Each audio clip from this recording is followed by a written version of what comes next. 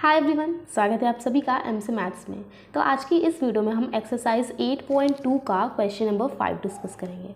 Okay, सो यहाँ पे हमें क्वेश्चन में गिवन है कि ए बी सी डी एक पैरेललोग्राम है एंड ई और एफ जो है वो मिड पॉइंट है साइड ए बी और डी सी का। ठीक है, तो मिड पॉइंट है तो इसका क्या मतलब होगा कि A E is equals to E B होगा और D F is equals to F C होगा।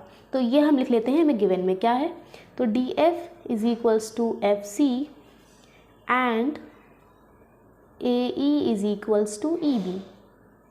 ठीक है, अब देखो हमें शो क्या करना है, show that the line segment A F and E C trisect the diagonal B D. ठीक है, तो हमें ये बताना है कि ये ए एफ और ई सी इस डायगोनल बी डी को ट्राइसेक्ट कर रहे हैं। ट्राइसेक्ट कर रहे हैं मतलब कि तीन इक्वल पार्ट्स में उसको डिवाइड कर रहे हैं। तो यहाँ पे हमें शो करना है कि D P is equals to P Q is equals to Q B. ठीक है, ये इसके इक्वल, ये इसके मतलब ये तीनों आपस में इक्वल होंगे लेंथ में। D P is equals to P Q is equals to Q B.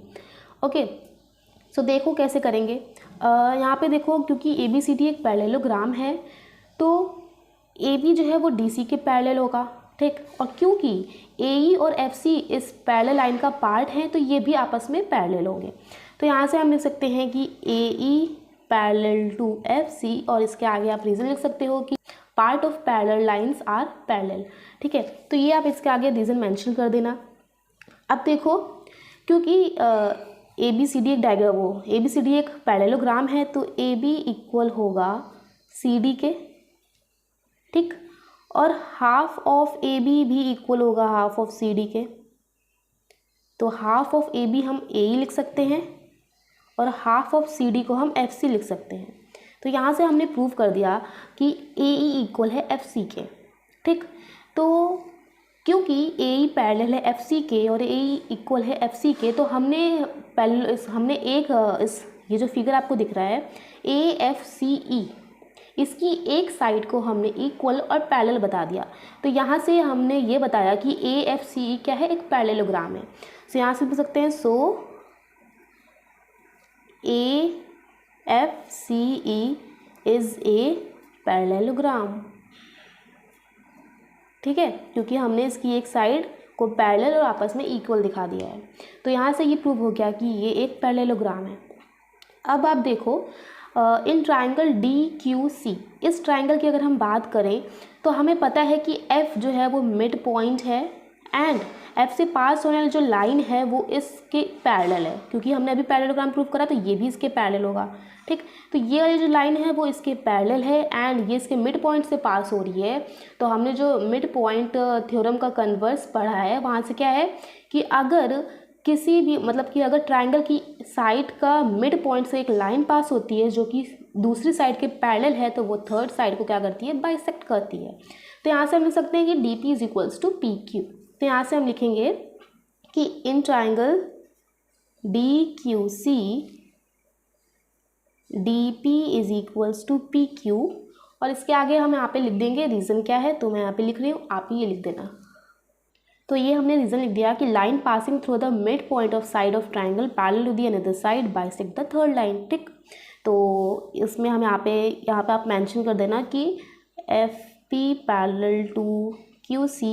Okay, so ये हमने लिख दिया। सिमिलरली आप इस ट्राइंगल की अगर बात करो ए पी बी की, ठीक, तो इसमें भी देखो ई जो है वो ए बी का मिड पॉइंट है, ये हमें गिवन है। एंड क्योंकि ई सी और ए एफ पैरेलल है तो ए ई क्यू और ए पी भी आपस में पैरेलल होंगे। तो ये जो मिड पॉइंट से लाइन पास हो रही है वो इस साइड के पैरेलल है। तो अकॉर्डिंग टू दिस क्या होगा कि ये थर्ड साइड को बाइसेक्ट करेगी, means P Q is equals to Q B होगा।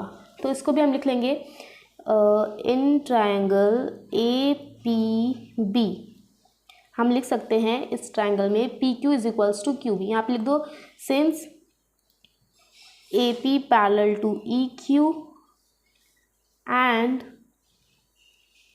E is the midpoint of AB, तो हम यहाँ से लिख सकते हैं कि PQ is equals to QB। ठीक, तो इसको अभी हमने बताया था कि DP is equals to PQ, और अब हमने बताया कि PQ is equals to QB। तो इसको हम 1 मान लेते हैं और इसको हम 2 मान लेते हैं, ठीक। तो यहाँ पे भी हम रीज़न को ये मेंशन कर देंगे कि ऐसा हमने क्यों लिखा है। तो फ्रॉम फर्स्ट एंड सेकेंड यहाँ पे हम देखें तो फ्रॉम फर्स्ट एंड सेकेंड, क्योंकि डी पी पी क्यू के इक्वल है और पी क्यू क्यू बी के इक्वल है, तो यहाँ से हम लिख सकते हैं, तो पहले आप लिख देती हूँ कि D P is equals to P Q और P Q is equals to Q B. तो यहाँ से डी पी इक्वल हो जाएगा क्यू बी के, ठीक है। तो यहाँ से देखो सारी साइड्स आपस में इक्वल प्रूव हो गई, मतलब ये D P is equals to P Q is equals to Q B, और यही हमें शो करना था। बहुत इजी सा क्वेश्चन था और ये कंप्लीट हो गया है। आई होप कि आपको ये वीडियो अच्छी लगी हो। इसी बात पे वीडियो को लाइक करिए, शेयर करिए, चैनल पर पहली बार आए तो सब्सक्राइब करिए। मिलते हैं फिर नेक्स्ट वीडियो में, जहाँ पे हम इसके आगे के क्वेश्चंस को डिस्कस करेंगे। Till then bye bye.